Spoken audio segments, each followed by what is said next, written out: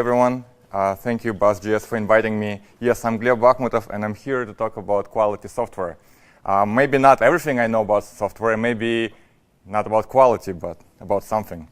I'm very active on internets.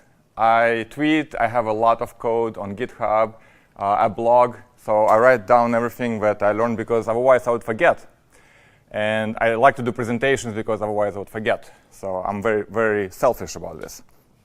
I have put a lot of modules on NPM. I like JavaScript, and Node.js kind of allows me to share my code, to reuse other people's code, so I don't have to do it. But if you don't want to do what I have done, just go to NPM, and you can find my work there.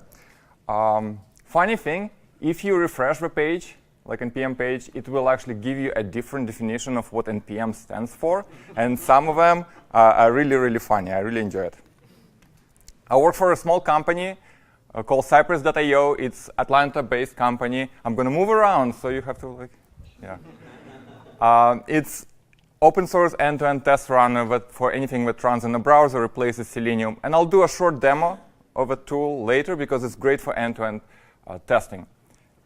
We are 11 people. We pretty much all work remotely. We have money now for more developers. So if you're interested in Node.js and JavaScript and testing and apps, come talk to me. You don't have to work with me, but you can work with nice, cool people. The question, why does everything suck? Right? Why everything is broken? You go to any website, and it's not working when it has to work. Open DevTools, look at the console, and, I used to be curly hair maybe a year ago, and then I opened DevTools and I look at the state and I became all gray. So New York Times is right around the corner. Google is somewhere close, right? Same. And before we start feeling very, very good about Microsoft, it's OK, this is not very fair. I do run AdBlock, which limits what JavaScript is loading on a page. But if you think about it, right? Any website probably doesn't load all the resources. The world is like a wild jungle. Your code is not perfect, and it's not going to load perfectly because the internet is not going to be perfect, right? So people always have things that are not loading, that are timing out, that the browsers that have bugs. So your code has to work, and in many cases, in an imperfect environment. And that means that if you're not really testing your website, right, your users test your app, right? It's a great phrase. I wish I was smart enough to come up with it, but I wasn't smart enough to come up with it. But this person, Will Klein from Denver, did come up. Don't let the users test your app. So, because the world is imperfect, this is my usual day, right? This is every developer's normal day. There are fires all the time, and you have two choices. You can lose your mind and quit, or you have to kind of learn how to deal with fires. So how do we get back to the happy place? OK, all my images are generic stock images, right? So this might not be your happy place, but look at these people. They're looking at a website, and apparently it's working. Right? So how do we write our website so they actually work and keep our users happy? So the one thing that we have to define is what is quality, right? It's easy to define quality in terms of beef, right? Grade A beef is quality beef, right? There's a definition, bacteria per whatever. How would you describe what a quality software is? Would you recognize a high-quality software if you saw it? And there are many metrics, right? You can say, oh, it performs within this time interval or amount of bugs and everything. So my definition is that the quality software behaves the way the end user expects it to behave. Not you as a developer. You might have a very different understanding of the code, but to the user, it might not actually mean much. You also have to put yourself into the user's shoes. So there are a lot of unstated requirements for a website to be a high-quality website.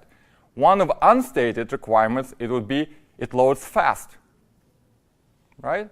And you might say, well, you never actually told me that it should load under 1 second. And we say, yes, but it shouldn't load in 30 minutes, right? So there are a lot of unstated requirements that are usually not captured in whatever task or feature that we develop.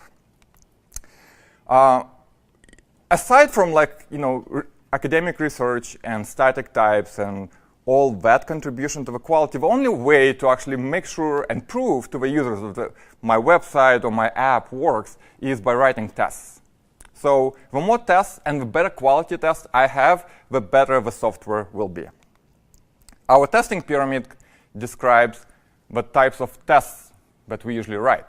And it has unit tests at the bottom, kind of integration tests at the middle, and then end-to-end tests, right? And this pyramid usually has a very wide base and very narrow top. And this is not because the unit tests are more important. The shape of this pyramid, in my opinion, are strongly determined by the tools we have available today that allow us to actually write tests. It's very easy to write unit tests, so we write a lot of them. There are very few kind of end-to-end testing tools that actually a joy to use, so we don't write as many end-to-end tests. So the shape of a pyramid really is a very wide base triangle. So let's look at the bottom. You start testing small pieces, individual functions, classes, that kind of stuff. And by itself, every unit test can pass, right? So all good.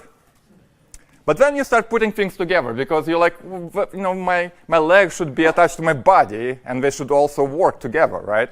So you start putting things together, component with another component, maybe your server with a database, things like that.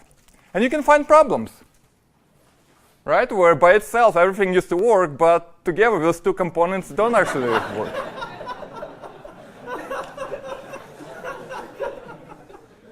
OK. Another example, right? Where by itself everything makes sense, everything is well tested. So I once did I bought a condo, and I had to do all the work, do the floors, and I probably did something like that because I'm not a good contractor. But the most important thing is at the top, where you test the complete system. You might have some parts stubbed and marked. Let's say you're doing a checkout line. You probably want to stub the payment system, right? But most of the end-to-end tests should work on a complete system. And this will find a lot of problems. For example, in this bathroom. Now, it's not even an integration problem, right? This is just complete failure on an end-to-end test. OK, so to our users, this is probably a more accurate diagram of the value of tests, right? The end-to-end is a lot more important to the end user than your unit test. But the unit test is still very important, right? So Lodash probably has thousands of tests. And I use Lodash as an example because the author is standing right there. Don't look. You'll scare him away. OK, so example of unit test. I have a function add, and it returns a plus b. And just to kind of make it more tricky example, I'm saying if there is no module parent, then just write the result of adding 2 and 3, right? So if you're running it directly, it should just print 5. Excellent. So how do we test it? Well, we cannot test the function if it's not exported. So we're going to add export. So now our unit tests can actually get to that function. And we can write a test. So in this case, I'm using Jest, but it doesn't matter. All unit testing things in JavaScript kind of look the same. So I'm requiring add, where my function is exported from. And I'm adding a couple numbers, and I compare it to expected results. Easy. I can run this test using Jest. One test has passed. Everything is peachy. Not only that, by adding coverage flag to Jest, I can get a table that shows which statements in that file were actually covered by my test, which is great. As you can see, this line was executed once. This line has been executed once. This line has been executed once. But this line, shown in red, was never actually executed. Because I never ran this code directly from Node. I ran it by loading it or requiring it from another file. So this statement was never actually executed. So some teams then think, OK, in order to achieve high-quality software, we have to have 100% code coverage. So they work really hard, they push this ball, and it just becomes a nightmare, and it becomes kind of a goal of itself, get to 100% code coverage, which is different from the user who says, I just want this to work. So let me show you an example. OK, so we really want to test that function in a system where the parent is undefined or null. So we want to trick Node and trick our code to think it's running without a parent. So I wrote a utility called really need that replaces require, where I can pass an object with options, and one of them is like parent undefined. So I can trick that code to think it's running directly from Node, not from a test file. OK, all great. I went to a huge rabbit hole just to make that happen. It's ridiculous. But it only works up to Node 4.2.2 because I relied on internals of Node require function to make this work. So after that, I was like, why am I doing this? Why can't I just do exec? And instead of requiring, I can run my code the way the user would run it, using node add file. So I have a little utility called execwrap. So this actually executes this command through a shell script, returns me everything the command returns. Now everything is fine, excellent. But look at what happened. So our unit test was operating at this low level. What I just wrote actually ran node add. Even for small functions, we can do end-to-end, kinda, and unit tests, even for smallest pieces of code. And it's not about being like black box versus white box testing. No. If we ran our code the way the user would run it, if we test our code the way the user would actually execute it, when we're doing end-to-end testing, if we're actually loading separate parts, running tests and isolations, when we're doing a unit testing. So my biggest advice from today, if you have nothing else to do or nothing else to remember, test your software the way the user would actually use it.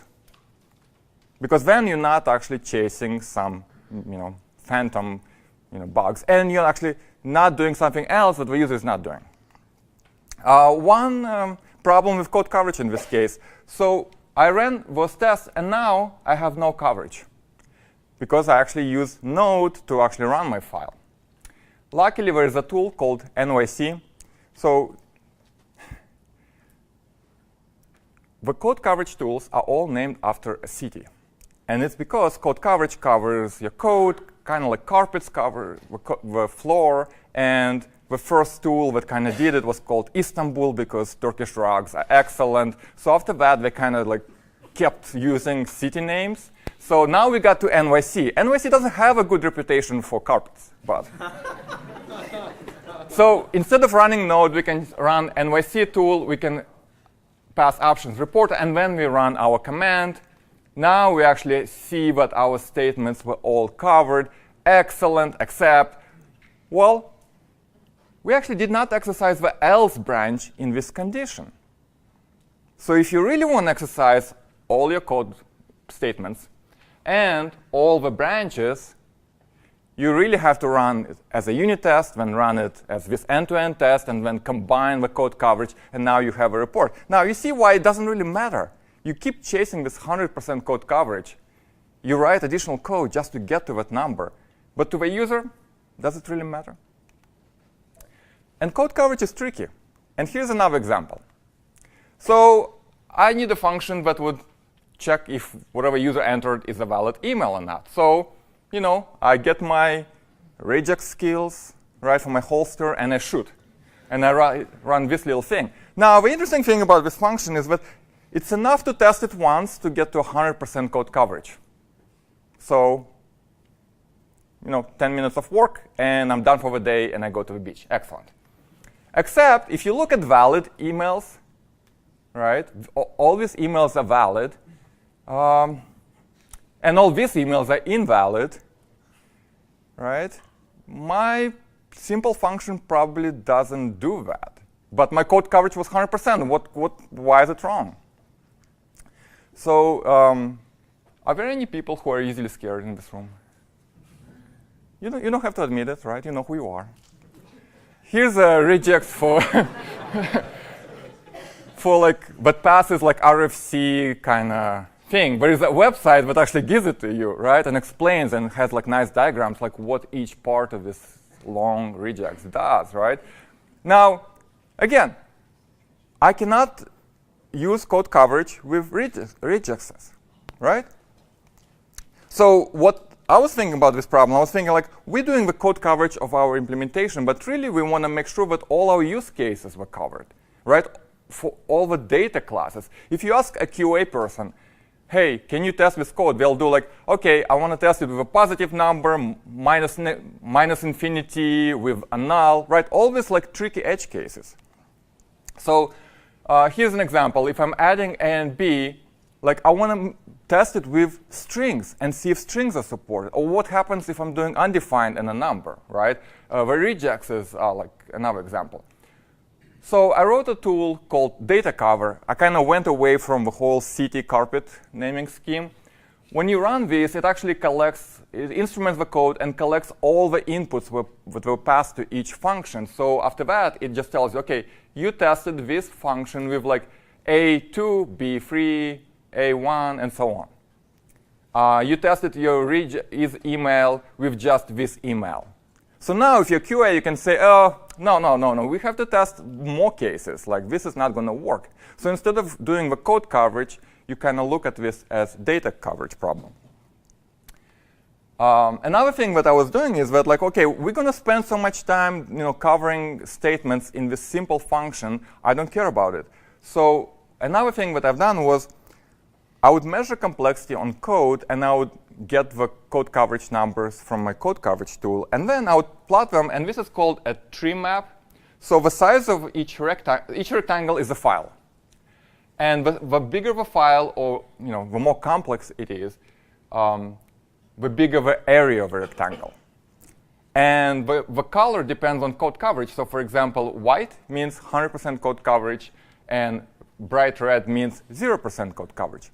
So this tool, and you can vary like lines of code or complexity metrics, you can click on that, actually tells you where to concentrate your testing efforts.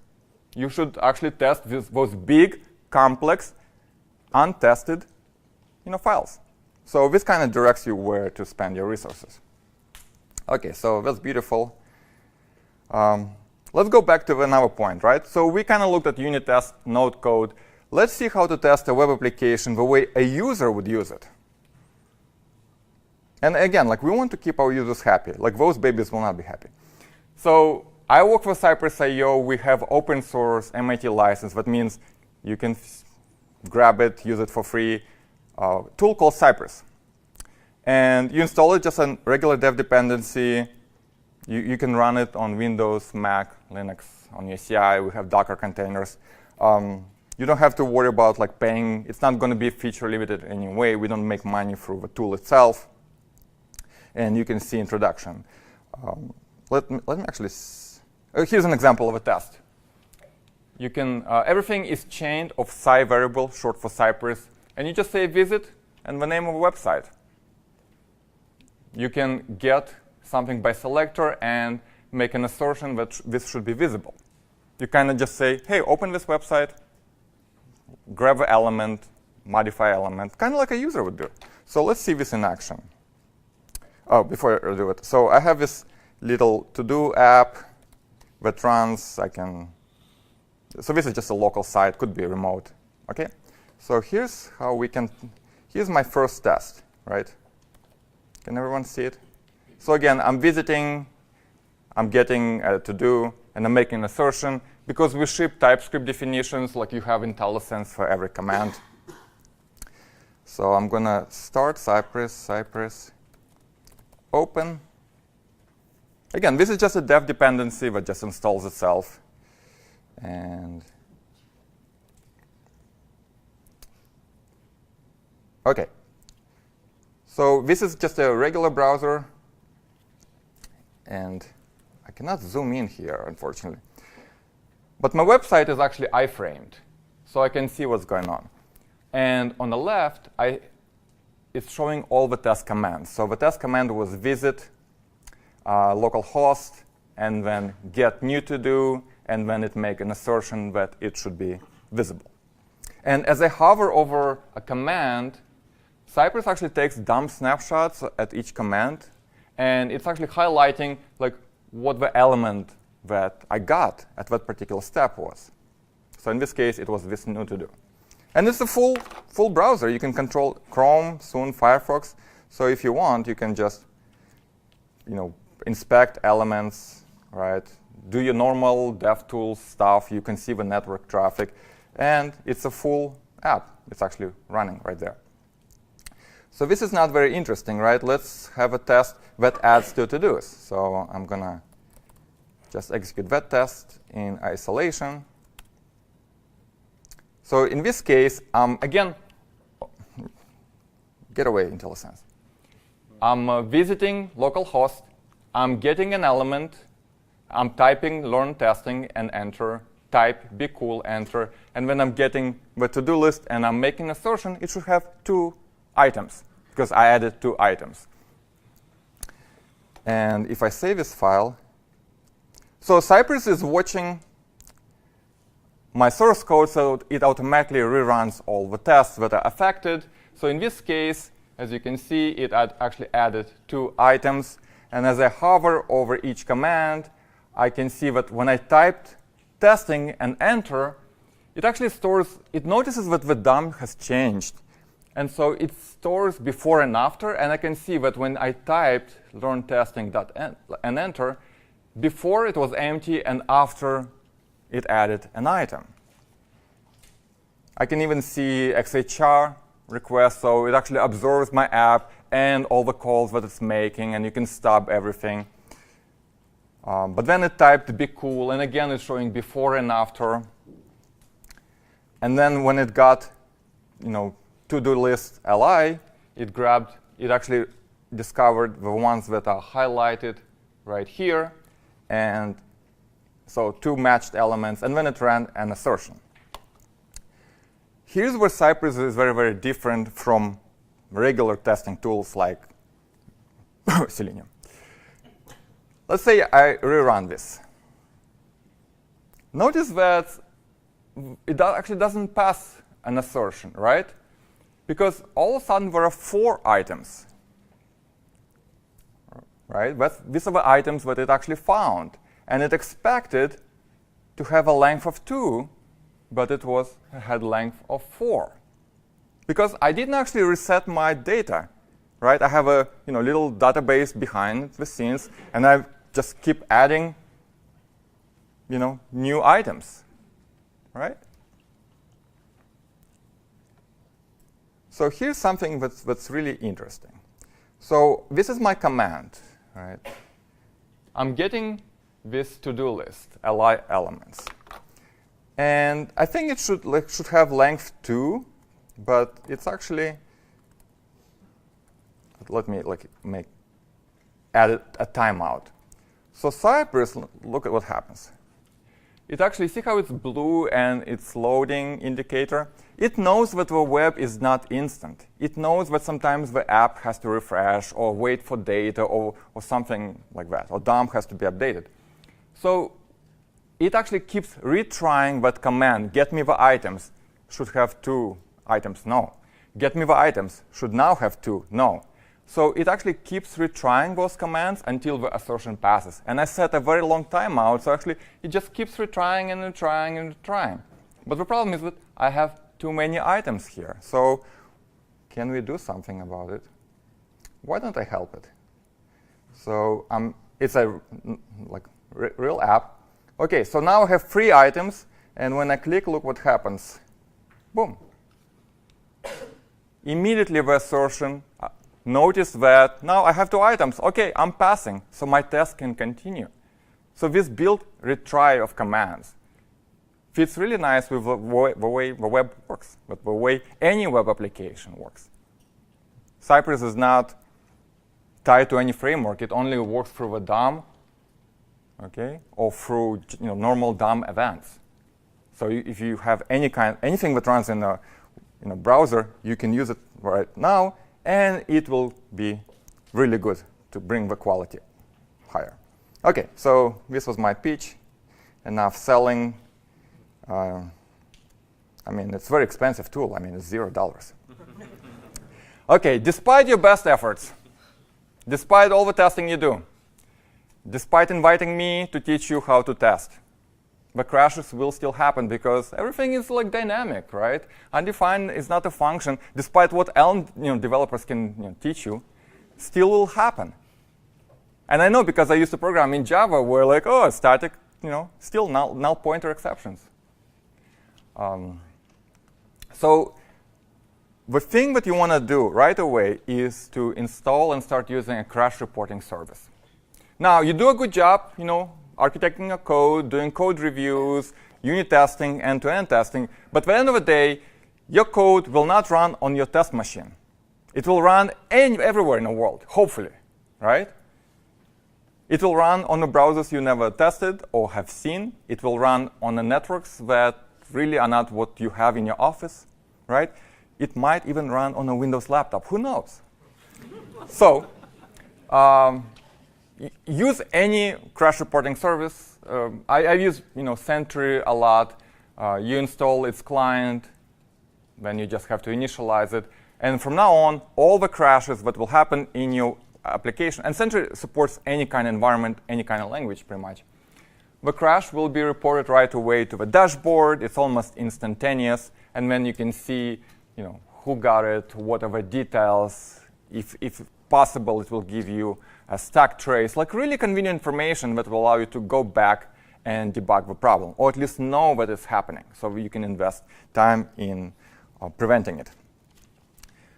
One term that I like is defensive coding, right? So you kind of assume the worst when you code, right? And you try to prepare, because it's a jungle out there.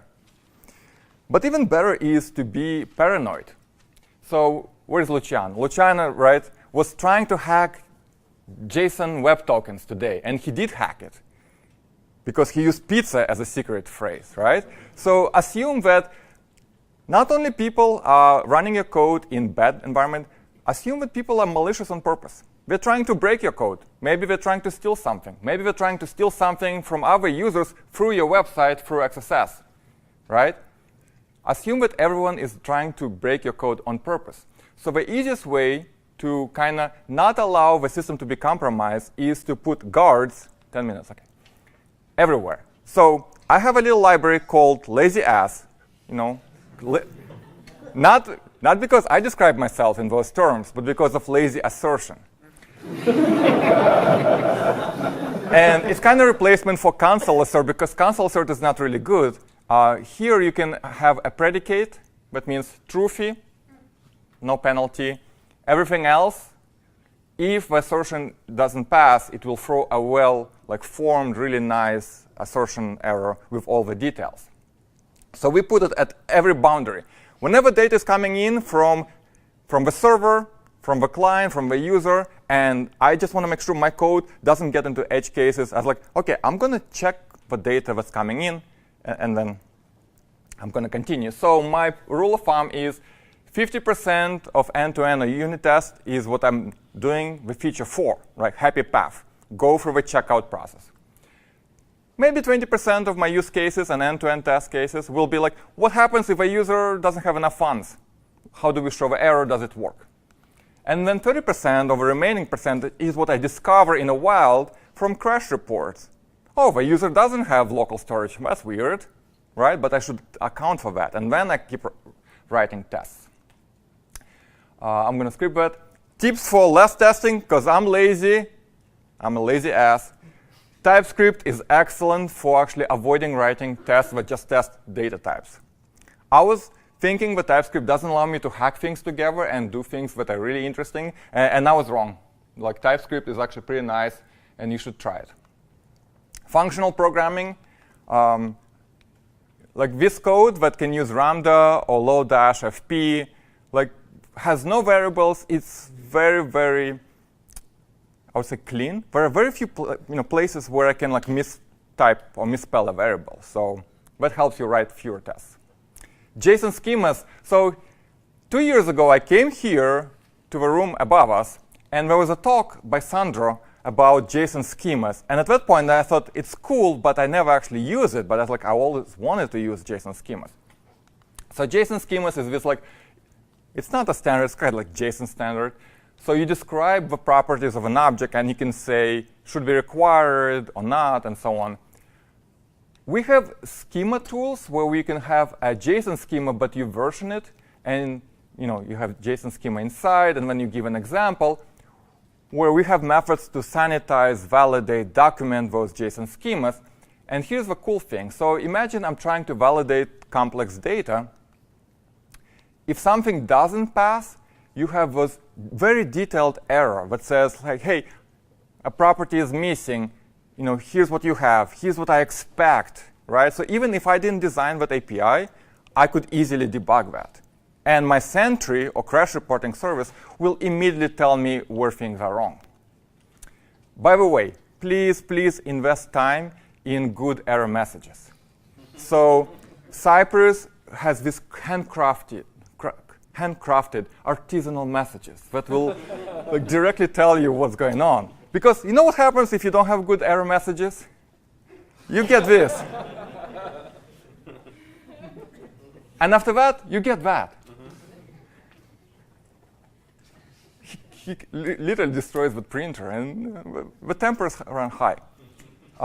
Another thing, now once you have a description of your domain languages as JSON schemas, you can sanitize, and that will remove all the properties that we marked as dynamic. Think like your UUIDs, right? This will replace them, or timestamps with like default things. And then once you sanitize them and it's passing the schema, you can match the snapshot, so it saves the sanitized thing, so you have a full context. Look, these are all our API tests. They all look like that, but they confirm the schema, they have all the context. It's ridiculous how easy our testing is for complex interactions. So just to kind of wrap this up. When you unit test your JavaScript code, you have a bunch of choices. Mocha, Ava, Jest, whatever. Really good choices. If you're looking for end-to-end testing solution for anything that runs in a browser, Cypress is the only tool. Really. Just why are we even talking about Cypress? Crash service is extremely important for you to really know what's going on and to better direct the future testing. And there are things that you can do to write fewer tests, like TypeScript. So you don't have to write the whole category of tests, using more of off-the-shelf third-party libraries that actually were tested by others. And I kind of put this focus on the software, right? This is the product that I'm selling. But in reality, I don't think you can reach the high-quality software if you actually don't think about the high-quality tools. I think the tools are actually more important than the software that you're writing. If you think about a car company, I don't think you can build a modern car if you don't have a modern car factory. Just can't happen. Like, Henry Ford, who is like the greatest car, guy, would not be able to build even what's the worst car you can think of? Like Yugo? What? Pinto? Ford Pinto. Yeah, Ford Pinto. Ford Focus is a good car, so. Right? So the tools that you've tried before, that you know from previous projects, that you trust, that you have used again and again, that are well documented, are a lot more important for high quality than whatever time you put to actually look at the product, because the high quality tools that you know how to use determine the quality of software. And finally, the people who use the tools are even more important than the tools, right? So we all think why did Microsoft buy GitHub, for example? It's a mind share of developers because they want to learn from the code on GitHub, and because the developers is what makes GitHub special, right? So it's not about the final product, and it's not even about the tools that you use to build the product. It's about people who want to learn new tools, right? Who want to build the high-quality software, who take pride in their work. So my rule of thumb at Cypress.io is that we trust each other. I want to try something new. I want to write JSON schema. I want to implement new logger. Someone else wants to do something interesting and bring the library. I trust them because I want to learn too, and I want to improve the quality. So it's never like ask for forgiveness later. It's like, no. You're trying to find a better solution for a problem. So we trust each other. We learn and teach. That means it's OK to bring new tools, to spend time learning new languages, technology, whatever. But we also expect someone to then share the knowledge internally and externally, because that's what improves us all. And finally, I forgot why I did the lighting here. Something about, oh yeah, I remember. Every time I go somewhere, like this event, I get a jolt of energy. And I get back to work, and I'm excited. So the company should look at this event not as like, oh, we wasted $50 for this guy to go there. And he or she spent the whole day away from like Jira issues. No. I seriously think that every time you come to an event like this and you learn something new, and in this conference there are 2 tracks, so by learning something new, like right now, you miss something else on 6th floor. So think about that. Thank you.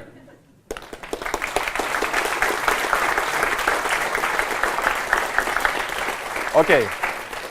I have time for a couple of questions, maybe, and I'll repeat the question so everyone can hear.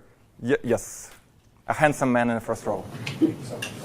So I was wondering, with your one of the initial slides showed that you have like a Cypress browser. And I was wondering if that has like web drivers for like IE, Safari. Because currently I work in a Windows environment, unfortunately, and we cannot test the new Safari, and that's a huge issue. OK, so the question was Cypress specific. How do we have web drivers? So Cypress is actually not built on WebDriver at all. It's an Electron app that can either run built-in Electron browser or any Chrome-based browser. So, and that's it, right? So we cannot test Safari yet. We might be able to test mobile Safari later. We're adding support for Firefox, but it's completely different architecture from WebDriver. That's why we can actually observe a DOM and immediately know what's going on. But I'll be happy to talk later. But Cypress runs on Windows. Excellent question. Yes? I have a question. So Cypress is written in JavaScript? Oh, no. No? Surprisingly, it's written in CoffeeScript. OK. OK. I can kind of joke about this for a long time. So Cypress started 4 years ago when ES6 was not even on a roadmap, right? So CoffeeScript was the only really good language that transpiles to JavaScript. But majority of Cypress is Electron app, that means JavaScript, really. So when I'm testing using Cypress as opposed to like Selenium or something, maybe this is a naive question, but like how do I know that it is like mimicking what the user might do as opposed to just like I'm just using JavaScript to run some other JavaScript and I think it's working for me? Excellent question. So how do you really know that you are mimicking what user is doing? So Cypress, for example, is not using WebDriver protocol or debug protocol. It literally constructs like DOM events to click on a button to send the keyboard or click event, the way the user would normally do that. So it's actually more limited. Like we cannot do file uploads. We don't have native events yet, right? But unless you kind of stub things around and you go into your app and modify it, you're actually doing what the user would do. Like there are no shortcuts. We're not running like some stripped version of a browser that allows you to do whatever you want. No, it's real Chrome or Electron or soon Firefox that you do. So we are a lot more, I guess, true to what the user would do. Okay? But I'll be happy to talk online. It's an excellent question. Thank you so much. Yeah. Yes? You were saying that Cypress doesn't really depend on any frameworks to test with the DOM base. So how does that work with custom elements? I don't know. Ask Rob. I don't know. So, yes, we can take it offline. We have adapters if you want to do integration, component level testing, but custom elements should work straight out of the box. We don't have support for Shadow DOM just yet, but it's an excellent question. Why are all the questions Cypress related? Yes. So how do you know? Going back to Tessa's question, how do you know what user path is that you should test? Excellent question. Excellent. Right. So how do we know that we're actually testing what the user path would actually be in the application, right? So the way we kind of look at that, and I had like a link of like 50% happy path, right? What I think should happen for you to not be like the black sheep of the family in your company. Oh, he's just testing and breaking apps. When there is a new feature, being developed, what the product owner usually does, they write like user stories. The user should be able to log in, pick an item, add to the checkout, and pay and get the item, right? So they have those user stories. The user stories map directly to end-to-end tests, in our opinion, right? Visit page, click login, do everything. So the whole test kind of goes through the happy path, right? So I think that is like one-to-one correspondence to the feature. And once that end-to-end test is passing, that you know that the feature has been implemented. So if it's not the answer to your question, like I would be happy. So I don't trust my product owners to actually developer-focused tooling that will tell me that path that they're going through, other than Google Analytics, which is marketer-focused. So I'm going to repeat the question. This person doesn't work at a good company. No, I'm just kidding. Absolutely, I agree. That's why there is like, at the end of a cycle, at QA step, you discover, oh my God, this is not the way I want it to work. Oh, this is not working the way I imagined it to work. So that's why for us, having a one-to-one mapping from user stories to end-to-end tests, where we actually capture video by default. Like when you run Cypress, it actually records a video by default. So you can actually show them, here's your test, this is your user story, here's how it looks. Is it what you imagine? So the faster you get this iteration feedback, the better it will be, because that will give the product owner and user focus groups the time to actually rethink what they're doing, and you can re-implement. You should not leave like QA at a waterfall to the very last minute and then discover it sucks. Okay, I'm gonna. He's closer really. So. High-level end-to-end testing question. In that to-dos example, you ended up with multiple to-dos. Yeah. What's your approach for resetting data and using a live testing environment, but that's also sandboxed, so you can make assertions about specific? Absolutely. So we suggest how to actually reset the state of your data before each test. So we suggest that you reset it before each test, not after. Don't try to clean up. That's one. And second, Cypress allows you to do like HTTP calls without cross-origin using our API, so you can like send a request to the server saying like reset. Or we actually expose you node callback, so you can actually write code to connect to the database and like run whatever node code to reset, right? So there are multiple ways you can do it. You can run it. The way we think, like if you have a lot of tests, just run Cypress in a Docker container with its own container database. So each test runner has its own database that it can like abuse and not worry about like, oh, I'm running 2 tests, but they will like use the same user and just crash. So there are a lot of choices, but we give you all the power of JavaScript and Node, so feel free to do. Can Cypress run headless mode? Yeah. But then you won't see anything. So when I did Cypress open, right, it ran in, you saw the GUI. When you do Cypress run, it runs headlessly. Can it, for example, run in headless mode and then create some kind of video or animation? It captures the video in any case. I can get that video in headless mode. Say yes. Some kind of Absolutely. And we're working on adding headless support to Chrome as well. Okay, he offered to, you go first.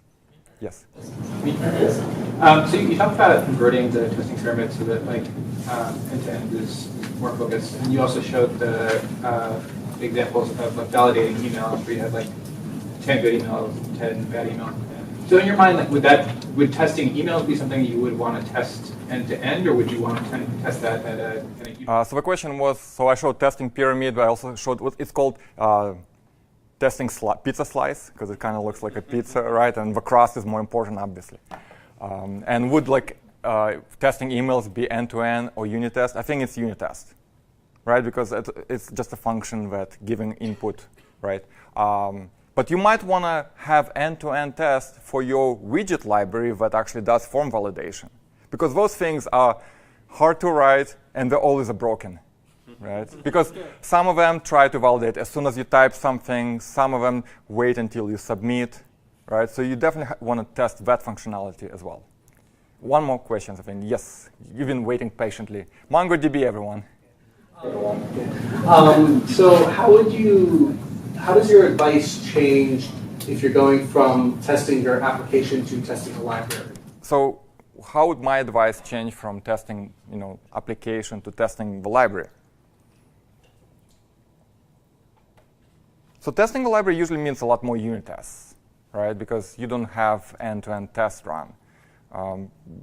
I probably would have to look at specific examples, like off the top of my head. The example I was specifically thinking of is like with a crash reporter. You can't really utilize a crash reporter if you're providing it for someone else, because you don't want like sending metrics from their servers over to you. So do you have like alternatives? So for example, with Cypress, we're actually thinking of how to test crash reporting or content security policy violations, right? Like in your app, just to make sure. You can definitely stop those calls and still do end-to-end testing for your crash reporting. For crash reporting, I think it's important to actually do end-to-end testing, because the variety of environments, the limits on like get versus post requests in size in different browsers is very important, even in crash reporting, which you provide as a library, to have a lot of end-to-end examples in different environments with different conditions. So like, you probably would have to do more testing. That's my only thing for library. Okay, so thank you very much. Happy to talk later.